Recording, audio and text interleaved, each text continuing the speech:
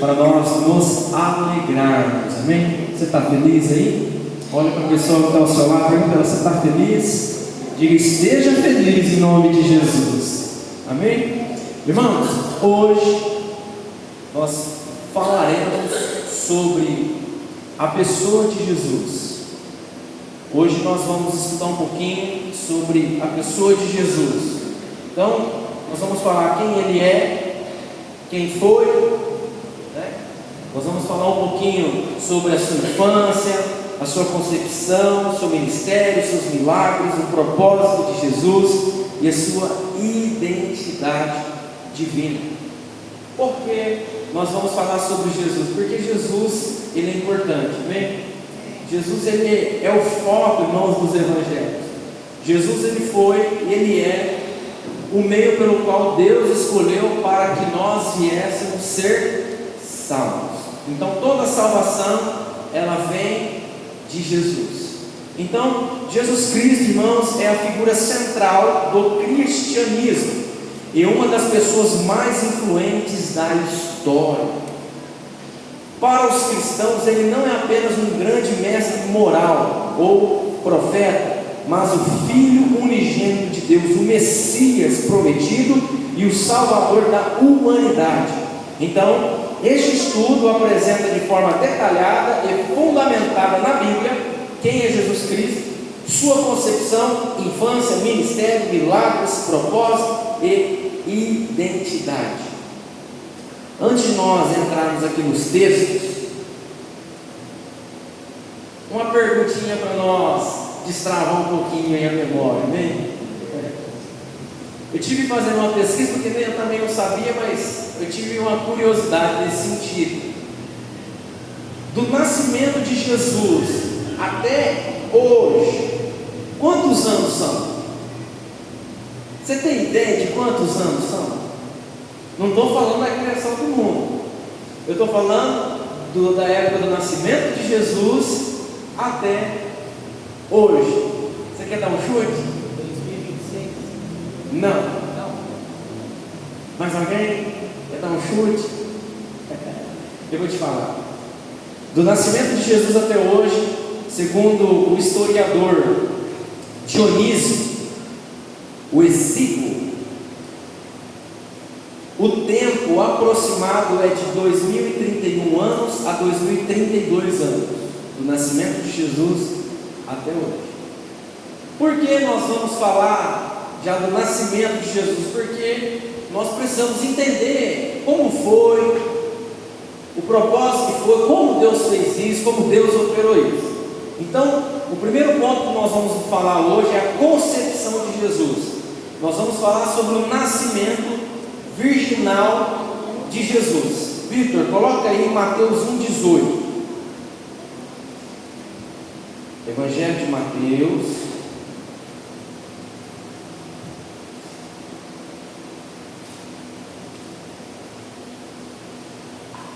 Evangelho de Mateus,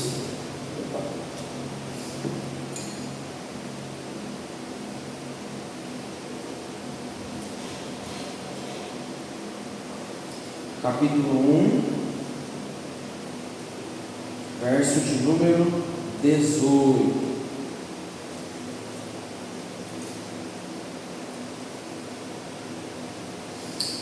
Diz assim a palavra: ora, o nascimento de Jesus Cristo foi assim. Estando Maria, sua mãe, desposada com José, antes de se ajuntarem, achou-se ter concebido do Espírito Santo. Então, vamos aqui. Só esse versículo. Abra agora em Lucas capítulo 1. Lucas, Mateus, Marcos, Lucas, capítulo 1, verso 34 e 35.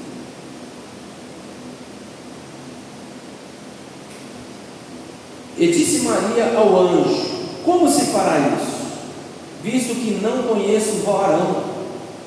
E respondendo o anjo, disse-lhe: descerá sobre ti o Espírito Santo, e a virtude do Altíssimo te cobrirá com a sua sombra, pelo que também o santo que de ti há de nascer será chamado Filho de Deus.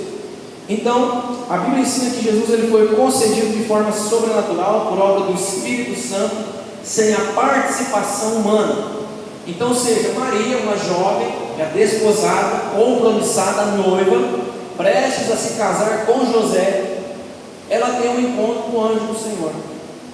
Ela tem um encontro com o anjo Gabriel, o mensageiro de Deus, aonde ele chega diante dela e fala que ela conceberia o Salvador, Jesus, o Cristo, o Messias. E ela pergunta: como assim será? E o anjo disse para ela: descerá sobre ti o Espírito Santo, e a virtude do Altíssimo te cobrirá com a sua sombra, pelo que também o santo que de ti há de nascer será chamado Filho de Deus. Então ela foi, irmãos, o canal de Deus, o meio pelo qual Deus escolheu para que Jesus fosse gerado, para que Jesus fosse nascido. Então, para você e eu termos um entendimento, principalmente sobre Lucas 1, 34 e 35, a expressão, o poder do Altíssimo te cobrirá, remete à teologia da criação, que está lá em Gênesis 1:2. Deus ele não criou todas as coisas, sim ou não? Deus ele criou todas as coisas. Deus ele não criou o homem, sim ou não? Deus ele não criou a mulher, sim ou não?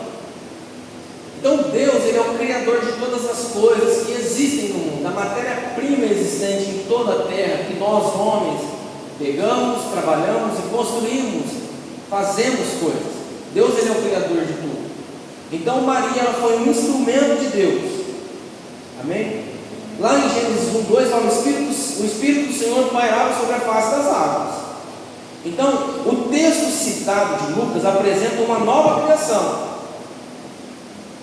O mesmo Espírito que criou o universo agora gera no ventre de Maria a humanidade de Cristo.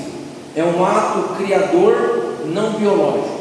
Então, a criação de Jesus no ventre de Maria não foi algo biológico, de uma relação de um casal, mas foi algo sobrenatural da parte de Deus.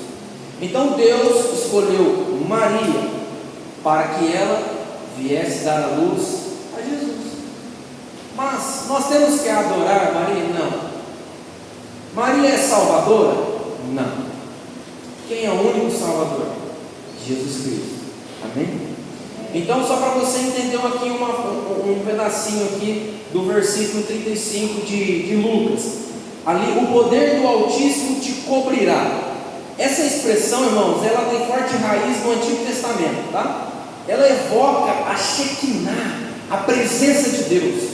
Se você, coloca aí, Victor, por favor, Êxodo 40, 35. Vamos ver aqui no telão juntos. Êxodo 40, 35. De maneira que Moisés não podia entrar na tenda da congregação, porquanto a nuvem ficava sobre ela, e a glória do Senhor enchia o tabernáculo. Então, a glória do Senhor enchia o tabernáculo. Ela tem forte, irmãos, expressão também nesse verso, nessa parte desse versículo. O poder do Altíssimo a cobrirá. Coloca aí também, Victor, por favor, 1 Reis 8, 10, 11, que fala basicamente, irmãos, sobre essa raiz que nós estamos abordando, o poder do Altíssimo que cobrirá. Tem ligação com a palavra Shekinah, que significa a presença gloriosa de Deus. 1 Reis 8, 10 e 11. Sucedeu que, saindo os sacerdotes do santuário, uma nuvem encheu a casa do Senhor. 11. E não podiam ter-se em pé os sacerdotes para ministrar, por causa da nuvem, porque a glória do Senhor enchera a casa do Senhor. Então, esses dois textos que nós lemos, eles têm raiz forte em ligação a esse versículo 35 de Lucas, que representa a Shekinah, a glória do Senhor. Amém? Então, ou seja, irmãos, aqui Maria é apresentada como a nova arca da aliança. A antiga arca continha a lei, a palavra escrita. Lembra lá quando Moisés fez a arca da aliança? Deus deu para ele a lei escrita em pedras, lembra lá? Ele colocou dentro da arca. Amém? Então, o que Maria aqui ela está simbolizando? Maria carrega em si, dentro do seu ventre, a palavra viva, ou seja, o verbo encarnado. Então ela carregava dentro dela a palavra viva. A palavra não estava mais dentro da arca da aliança, a palavra viva estava dentro dela.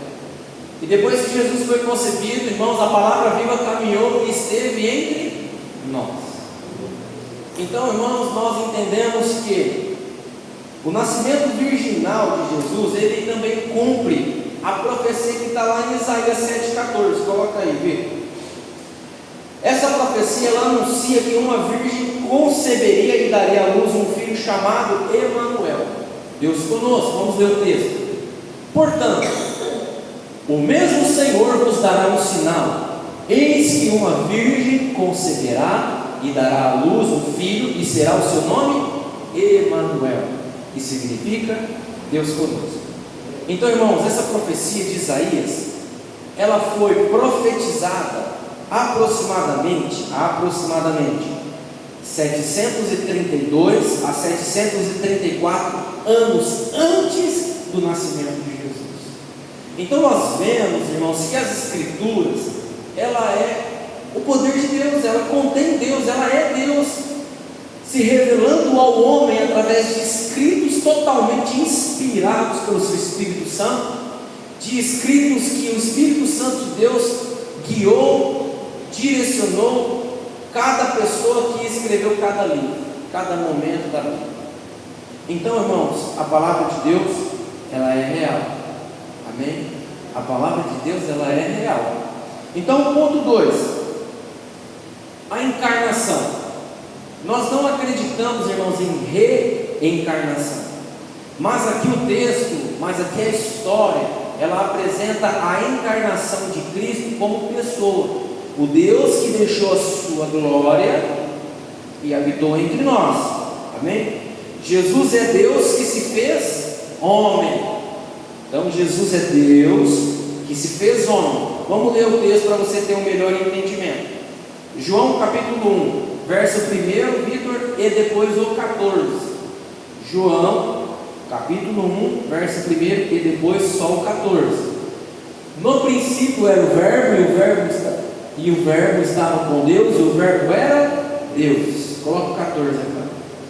E o verbo se fez carne e habitou entre nós, e vimos a sua glória como a glória do unigênito do Pai, cheio de graça e de verdade. Então aqui nós vemos, irmãos, que o Deus Filho deixou a sua glória, deixou de uma certa forma a sua divindade Deus, e esteve em nosso meio como divino homem, no formato homem natural, homem físico, homem realmente que as pessoas poderiam tocar, homem realmente que as pessoas poderiam ver, homem que as pessoas poderiam ouvir, homens que as pessoas poderiam ser curadas, tocadas. Então o verbo, que é a palavra, se fez carne e habitou em nosso meio. Outro texto, Filipenses 2, capítulo 2, verso 6 e verso 7. Coloca aí, Vitor, mais tempo. Que sendo em forma de Deus, olha, irmãos, não teve por usurpação ser igual a Deus. 7. Mas aniquilou-se a si mesmo, tomando a forma de servo, fazendo-se semelhante aos Jesus, sendo Deus, ele não quis tomar o lugar de Deus como o diabo fez, mas ele tomou a forma de servo, ele habitou no nosso meio, ele encarnou para que nós pudéssemos, irmãos, ter nele a oportunidade de conhecer a salvação, a oportunidade de conhecer nele os seus milagres e principalmente a vontade de Deus para nós. Deus, ele revela em Jesus a vontade dele.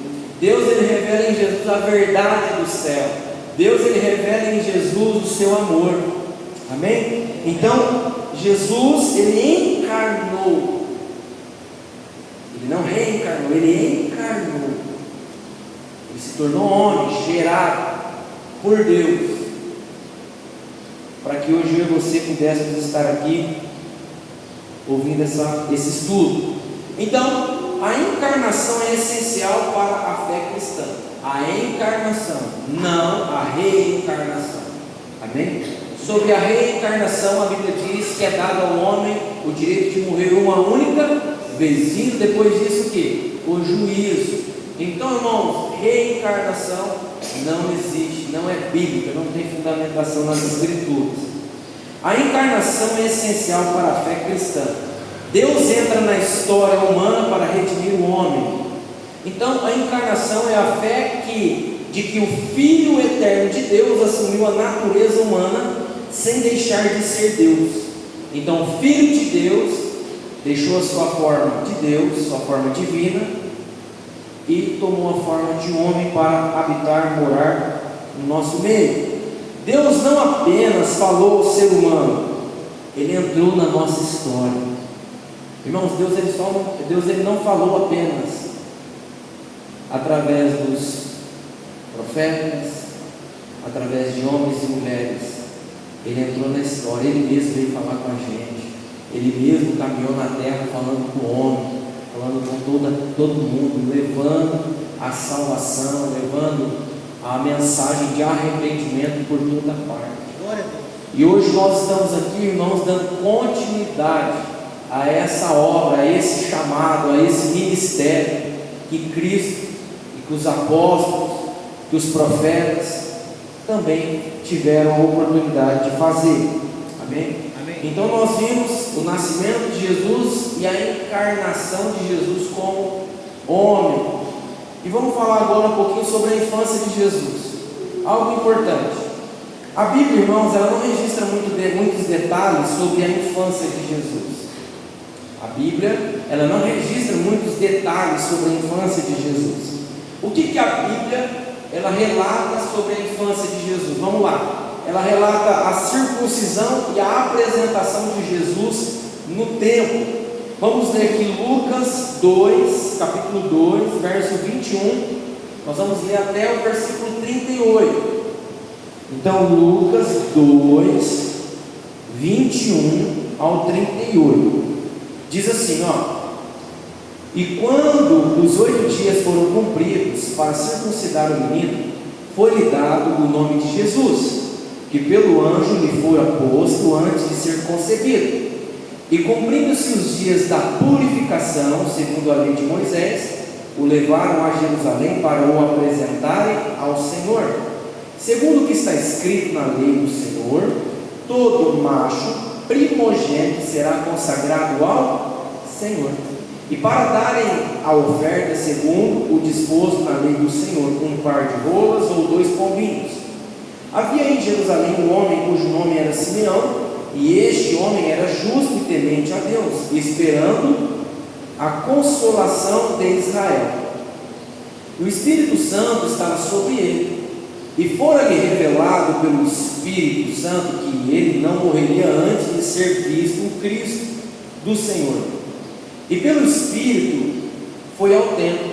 E quando os pais trouxeram o menino Jesus para com ele procederem segundo o uso da lei, ele então o tomou em seus braços e louvou a Deus e disse: agora, Senhor, pode despedir em paz o teu servo, segundo a tua palavra, pois já os meus olhos viram a tua salvação, a qual tu preparaste perante a face de todos os povos, luz para alumiar as nações e para a glória do povo de Israel.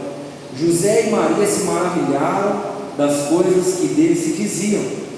E Simeão os abençoou e disse a Maria, sua mãe: eis que este é posto para a queda e elevação de muitos em Israel, e para sinal que é contraditado, e uma espada traspassará também a tua própria alma, para que se manifestem os pensamentos de muitos corações. E estava ali a profetisa Ana, filha de Fanuel, da tribo de Azer. Esta era já avançada em idade, tinha vivido com o marido 7 anos desde a sua virgindade, e era viúva de quase 84 anos, e não se afastava do templo, servindo a Deus em jejuns e orações de noite e de dia. E sobrevindo na mesma hora, ela dava graças a Deus e falava dele a todos os que esperavam a redenção em Jerusalém. Então, aqui nós vimos a circuncisão e a apresentação de Jesus no templo, e também o Espírito do Senhor revelou e iluminou o entendimento de Simeão e também da nossa irmã profetisa de quase 84 anos, Ana, aonde eles liberaram palavras, irmãos, sobre a vida de Jesus, sobre o ambiente. Então, a Bíblia ela aponta a circuncisão. O que seria uma circuncisão? Quem sabe o que é uma circuncisão? Todos sabem? A circuncisão é cortar o prepúcio, a pele do prepúcio, do órgão genital masculino. Amém? Então Jesus ele foi circuncidado e apresentado ao templo ao 8º dia. Amém? Então vamos lá. Outra informação que a Bíblia traz sobre a infância de Jesus. Mateus capítulo 2, verso 13 ao 15. Coloca aí. E tendo-se eles retirado, eis que o anjo do Senhor apareceu a José em sonhos, dizendo: levanta-te e toma o menino e sua mãe e foge para o Egito, e demora-te lá até que eu te diga, porque Herodes há de procurar o menino para o matar. E levantando-se ele, tomou o menino e sua mãe, de noite foi para o Egito, e esteve lá até a morte de Herodes, para que se cumprisse o que foi dito da parte do Senhor pelo profeta, que diz: do Egito chamei o meu filho. Então, abre parênteses, vieram os magos, vieram pessoas, irmãos, do Oriente, vieram pessoas de lugares distantes para poder adorar Jesus, seguiram a estrela. A estrela, irmãos, começou a aparecer, apareceu-se no céu, e os magos, eles foram adorar o Criador. Eles seguiram essa estrela, foram até Herodes e falaram: nós viemos adorar o rei. E Herodes ficou muito preocupado: que rei? Eu sou o rei. Não, porque as escrituras, existem profecias que diz que o nascimento do rei antecederia uma estrela. Pá, pá, pá. Aí, irmãos, Herodes ficou doido. Herodes ficou: peraí, nasceu um rei, vai tomar o meu lugar? Nós vamos matar todas as crianças com a idade aproximada, tal, para que eu não venha correr o risco de perder o meu lugar. Então o anjo do Senhor aparece para José em sonhos, em visão, e diz para ele: olha, pega a criança e a mulher, vai para o Egito, fica lá até que eu te diga. Por que, irmãos, Deus ele fez isso? Para guardar Jesus. Para guardar Jesus. E a profecia de Oséias 11:1 se cumpriu: do Egito chamei o meu filho. Oséias profetizou isso. Então, irmãos, nós estamos aqui entendendo um pouquinho sobre Jesus. Amém? Você está entendendo? Amém. Está ficando claro? Amém? E outra informação que as escrituras ela diz sobre Jesus criança. Jesus com 12 anos, irmão, sabe onde ele estava? Estava no templo. Já estava debatendo as escrituras com os sacerdotes. Ele estava lá cuidando dos negócios do papai. Lucas, do capítulo 2, do versículo 41 ao 52, eu vou ler aqui, já está mais fácil. Lucas 2, do 41 ao 52, diz assim: ó, ora, todos os anos iam seus pais a Jerusalém à festa da Páscoa, e tendo eles já 12 anos, subiram a Jerusalém segundo o costume do dia da festa. E regressando eles, terminados aqueles dias, ficou o menino Jesus em Jerusalém, e não o souberam seus pais. Pensando, porém, eles que viria de companhia pelo caminho, andaram caminho de um dia, e procuravam-no entre os parentes e conhecidos. E como o não encontrassem, voltaram a Jerusalém em busca dele. E aconteceu que, passados 3 dias, o acharam no templo assentado, no meio dos doutores, ouvindo-os e interrogando-os. E todos os que o ouviam admiravam a sua inteligência e respostas. E quando o viram, maravilharam-se. E disse-lhe sua mãe, filho, por que fizeste assim para conosco? Eis que teu pai e eu ansiosos te procurávamos. E ele lhes disse: por que é que me procuráveis? Não sabeis que me convém tratar dos negócios de meu pai? E eles não compreenderam as palavras que lhes dizia. E desceu com eles e foi para Nazaré, e era-lhe sujeito. E sua mãe guardava no coração todas essas coisas. E crescia Jesus em sabedoria, e em estatura, e em graça para com Deus e os homens. Então, o que esse episódio especificamente revela? Revela a consciência de Jesus, uma consciência precoce de sua relação única com Deus. Na casa de meu pai, ele tinha uma relação com Deus, e ele mesmo disse: estou aqui para cuidar dos negócios de meu pai. Amém? O que mais esse episódio revela? Sua sabedoria espiritual. Jesus ali com os doutores, com os sacerdotes, com os mestres da lei, conversando, expondo as escrituras, questionando alguns pontos.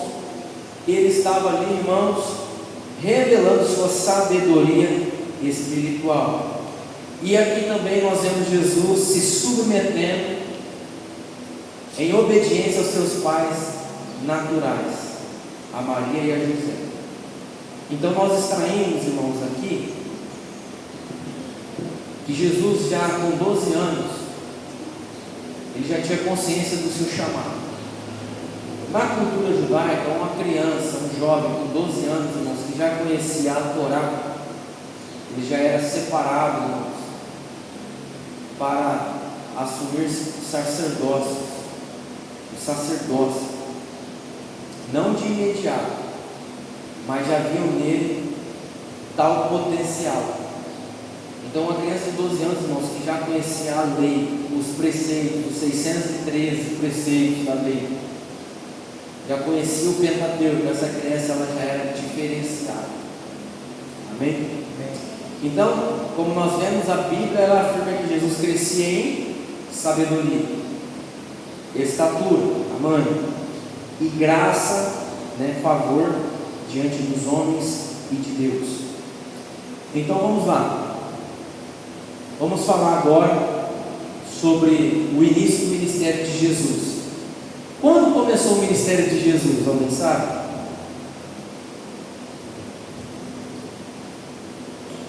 O ministério de Jesus começou no batismo. Amém?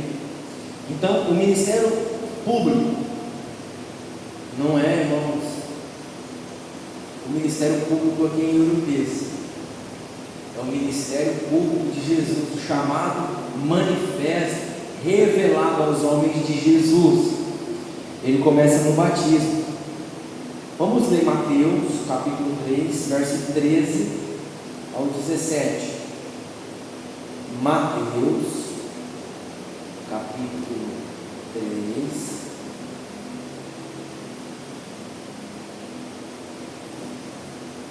verso 13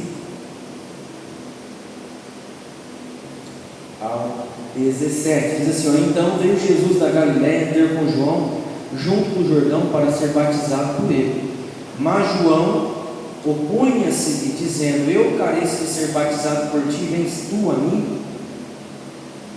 Jesus, porém, respondendo, disse-lhe: deixa por agora, porque assim nos convém cumprir toda a justiça. Então ele o permitiu.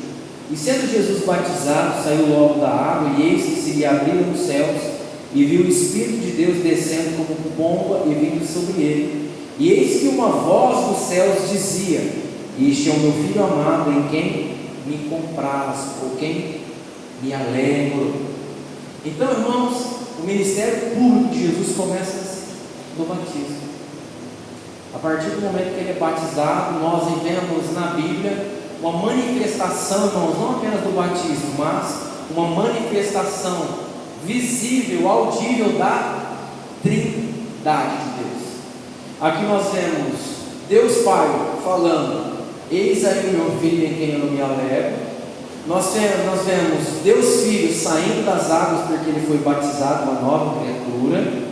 E nós vemos o Espírito Santo como uma forma corpórea de pomba descendo sobre Jesus.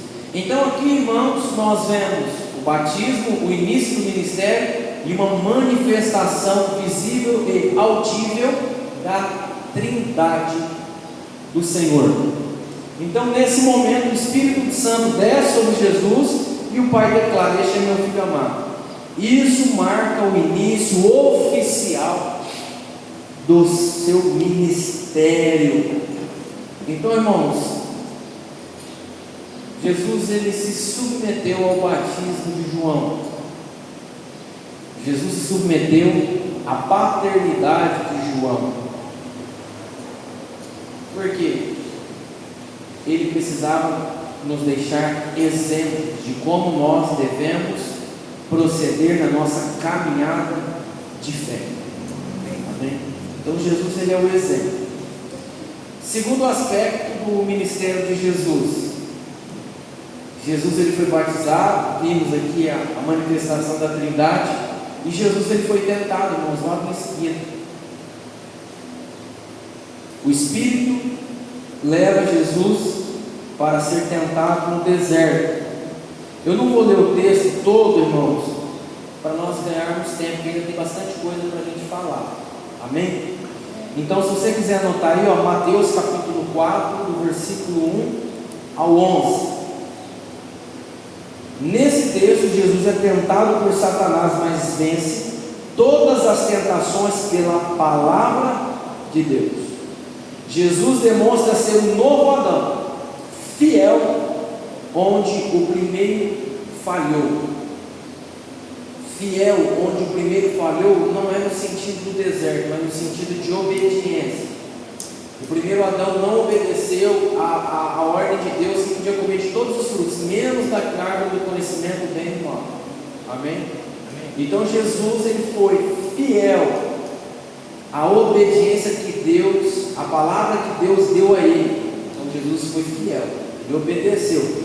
Foi tentado por 40 dias, 40 noites, teve fome. O diabo desafiou ele em 3 ocasiões, e nas 3 ocasiões Jesus usou a palavra para desmascarar, para quebrar toda seta, todo dardo do diabo contra ele. Amém? Então, vamos avançando. Após a tentação, então nós vimos o batismo, a tentação. Após a tentação, o primeiro milagre de Jesus, né? Qual foi o primeiro milagre de Jesus? Quem lembra aí? Jesus transformou a água em vinho, em um casamento. Então, lá em João, Evangelho de João, capítulo 2, verso 1 ao 11, está descrito esse primeiro milagre de Jesus, tá? Então, lá em Caná da Galileia, Jesus transforma a água em vinho. Qual foi a ocasião? Um casamento. Por que Jesus transformou a água em vinho naquele casamento? Porque o vinho tinha acabado. Chamaram Jesus, Jesus pediu para que se enchessem todos os jarros com água e deixassem ele sozinho, e ali ele orou, e aquelas águas se transformaram em vinho. E qual que é o significado de vinho na Bíblia? Alegria. Então, no casamento, o vinho não poderia faltar, porque se falta o vinho, faltaria a alegria, a comemoração, o festejar das famílias, dos familiares. Amém? Então, a própria Bíblia afirma que este foi o primeiro sinal realizado por Jesus. E qual é o significado desse milagre que Jesus operou? Jesus ele revela a sua glória. Jesus ali naquele casamento, ele revelou a glória dele. Ali ele manifestou o seu poder criador. E ali Jesus fortaleceu a fé dos discípulos. Então esse sinal sobrenatural revelou a glória de Jesus, manifestou o seu poder como um Deus Filho Criador, porque Jesus estava com Deus na criação de todas as coisas. E esse sinal, esse milagre, fortaleceu a fé dos discípulos. Então, por isso que a Bíblia diz que os sinais seguirão aos que creem. Amém? Vamos falar agora sobre os milagres de Jesus. Uma pergunta para vocês: quantos milagres Jesus operou? Vocês sabem?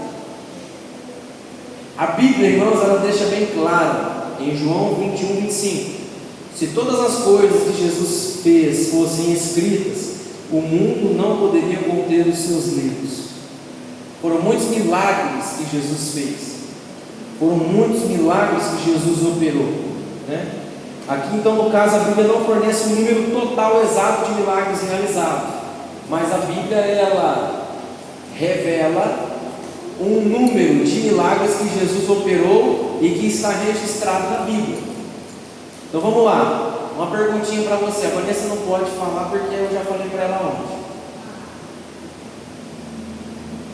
Quantos milagres que estão hoje nos evangelhos, expressos no evangelho, tem? Quantos milagres Jesus fez que está escrito na Bíblia hoje? Você sabe?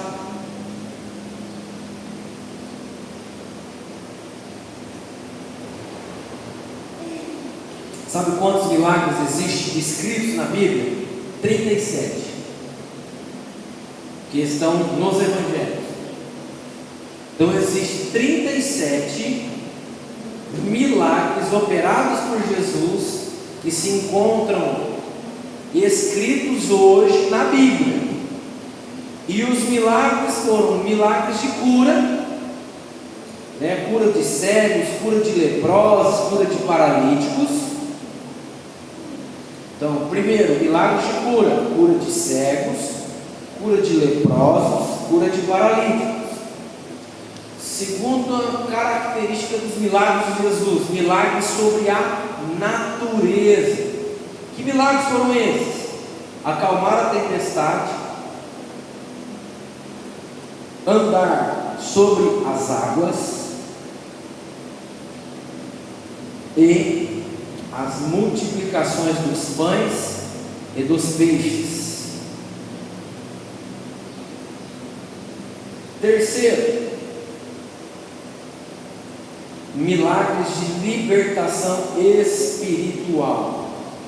Jesus expulsou demônios. Milagres sobre a natureza, segundo tópico. E os milagres foram acalmar a tempestade, andar sobre as águas e as multiplicações dos pães e dos peixes.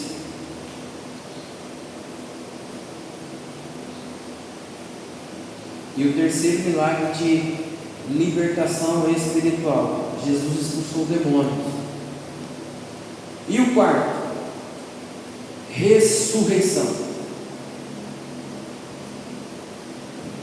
Jesus ressuscitou o filho da viúva de Naim, a filha de Jairo e Lázaro.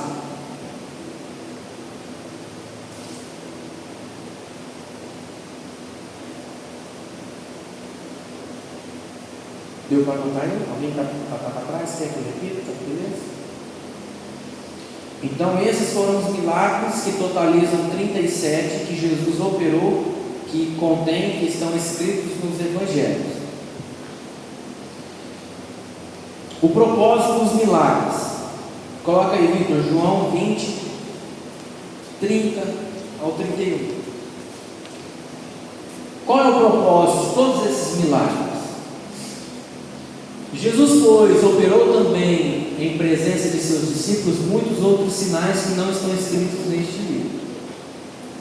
Estes, porém, foram escritos para que creiais que Jesus é o Cristo, o Filho de Deus, e para que, crendo, tenhas vida em seu nome.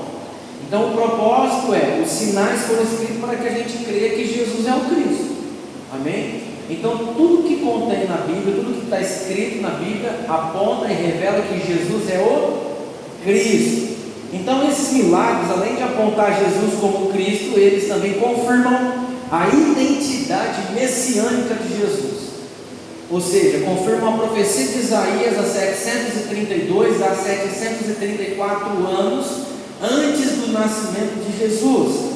Também confirma a sua compaixão, misericórdia sobre toda a humanidade, e também confirma a chegada do reino de Deus. Amém?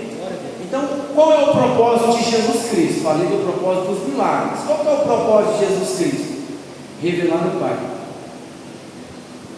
Primeiro aspecto do propósito de Jesus Cristo: revelar o Pai. João 14, 9. Coloca aí, Victor, rapidinho. Disse-lhe Jesus: estou há tanto tempo convosco e não me tendes conhecido, Filipe? Quem me vê a mim, vê o Pai. E como dizes tu, mostra-nos o Pai. Então, o propósito de Jesus, revelar o Pai. Quem vê Jesus, vê o Pai. Segundo, o propósito de Jesus é buscar e salvar os perdidos. O propósito de Jesus é buscar e salvar os perdidos. Lucas capítulo 19, verso 10. O destaque desse texto é: o Filho do Homem veio buscar e salvar o que se havia perdido. Terceiro, qual é o propósito de Jesus Cristo? Dar sua vida em resgate. Então, o propósito de Jesus Cristo é dar a sua vida em resgate. Marcos capítulo 10, verso 45. O entendimento desse versículo é: veio para servir e dar a sua vida em resgate de muitos. 4. O propósito de Jesus Cristo: cumprir a lei e as profecias. Então, o propósito de Jesus Cristo: cumprir a lei e as profecias. Está lá em Mateus capítulo 5, verso 17. Que o teor desse versículo é: Jesus veio cumprir a lei e os profetas. 5. O propósito de Jesus: morrer e ressuscitar para a salvação. Então, o propósito de Jesus Cristo: morrer e ressuscitar para a salvação. Esse ponto 5 aqui, ele tem dois textos. O primeiro, Isaías 53. Lá em Isaías 53, apresenta o servo sofredor. Depois você lê na sua casa. E o segundo texto é 1 Coríntios capítulo 15, verso 3 ao 4. E o resumo desses dois versículos é: Cristo morreu por nossos pecados e ressuscitou ao terceiro dia. Então, os textos do ponto 5, os propósitos de Jesus é morrer e ressuscitar para a salvação, e o texto é Isaías 53 e 1 Coríntios capítulo 15, do verso 3 ao verso 4. Está acabando, tá, irmãos? Agora nós vamos falar sobre a morte e ressurreição de Jesus. A crucificação. Mateus 27 apresenta lá Jesus crucificado. Você sabe que antes de ser crucificado, Jesus recebeu 39 chicotadas, né? Uma quarentena menos uma. Então, há um tempo atrás, não sei se mudou alguma coisa hoje, eu acredito que não, mas todas as chicotadas que Jesus levou, as 39, ela aponta para a cura de todas as doenças e enfermidades do homem, do corpo humano.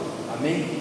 Porque até um tempo atrás, como eu disse, não sei se mudou alguma coisa hoje, acredito que não, mas existia ou existe 39 tipos de doenças, e desses 39 tipos, as suas ramificações. Cada chicotada de Jesus, irmãos, tinha 12 pontas, com ossos bem afiados, que quando tocavam as costas de Jesus, a carne de Jesus rasgava, irmãos, machucou muito. Então, as 39 chicotadas que Jesus recebeu antes de ser crucificado, ela apontam para a cura de doenças e enfermidades. E após isso, irmãos, colocaram uma coroa de espinhos em Jesus, bateram nele com uma madeira, com uma cana, como diz a Bíblia, cuspiram nele, zombaram dele, e ele teve que carregar a sua cruz até o Gólgota. E ali Simão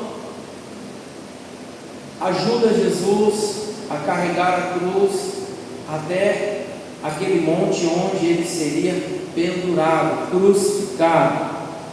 Então, a morte de Jesus foi substitutiva. Quem que era para estar lá no lugar de Jesus? Eu e você. Então ele nos substituiu na morte, levando lá na cruz os nossos erros, nossos pecados, as nossas falhas, e nos dando o direito de nos redimir, ser regenerados em Deus e perdoados em Deus. A morte de Jesus revelou o quê? Uma ação voluntária. Jesus, ele se entregou de uma forma voluntária por amor. Ele cumpriu a Escritura. E a morte de Jesus também, ela teve um aspecto de uma ação expiatória, de remoção de pecados, como eu disse. Então, basicamente isso. Ponto 2, depois da morte de Jesus vem o quê? A ressurreição. Então, em Mateus 28, você vai ver que Jesus ressuscita dentre os mortos. E a ressurreição de Jesus, irmãos, ela confirma a sua divindade, que ele é Deus, que ele tem poder sobre a morte. A ressurreição de Jesus confirma a vitória sobre o pecado. E a ressurreição confirma a esperança da vida eterna.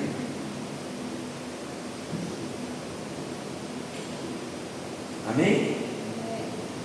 Então nós falamos sobre Jesus nos tempos antigos, tudo que aconteceu na história de uma forma bem superficial, muito rasa. E como eu tenho dito aqui aos domingos, nos estudos, seja curioso para conhecer mais, porém, seja prudente para entender o que você passa a conhecer. Tenha discernimento. A pergunta que eu quero fazer para você: quem é Jesus Cristo hoje? Quem é Jesus Cristo hoje? Jesus não é apenas uma figura histórica, irmãos. Ele ainda continua sendo Filho de Deus. Amém? Lá em Hebreus capítulo 13, verso 8, mostra que Jesus continua sendo o mesmo ontem, o mesmo hoje, e será o mesmo para sempre. Tá? Em Apocalipse capítulo 1, verso 17 e 18, o resumo desses dois versos é que Jesus vive também para todo o sempre. Então, quem é Jesus Cristo nos dias de hoje? O mesmo que ele foi ontem, o mesmo que ele é hoje e o mesmo que ele vai ser amanhã. Então ele é um Deus imutável, que não muda, e que ele vive para todo sempre. Como Jesus Cristo se revela para nós hoje? Ele se revela como Salvador, João 3,16. Ele hoje é o Salvador da minha vida e da sua vida, amém? Ele também se revela como Senhor, como nosso dono. A palavra Senhor, irmãos, ela também significa dono. Então ele é o nosso dono, ele é o dono do nosso coração, ele é o dono da nossa mente, ele é o dono dos nossos caminhos, ele é dono de todo o nosso ser. Glória a Deus. Ele também é o nosso mediador. Ele é o nosso mediador. Você percebeu que todas as orações que eu e você fazemos, nós falamos em nome de Jesus? Sim ou não? Porque Jesus, ele é um mediador entre Deus e os homens. Amém? Ele media. E Jesus também, ele é o Rei dos Reis. Amém? Ele é o Rei dos Reis e Senhor dos Senhores. Aleluia.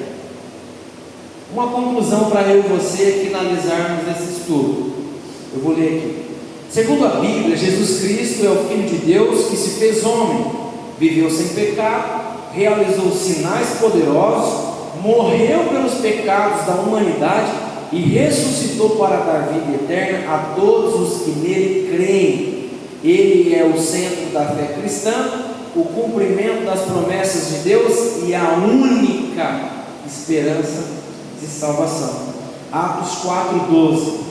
E não há salvação em nenhum outro.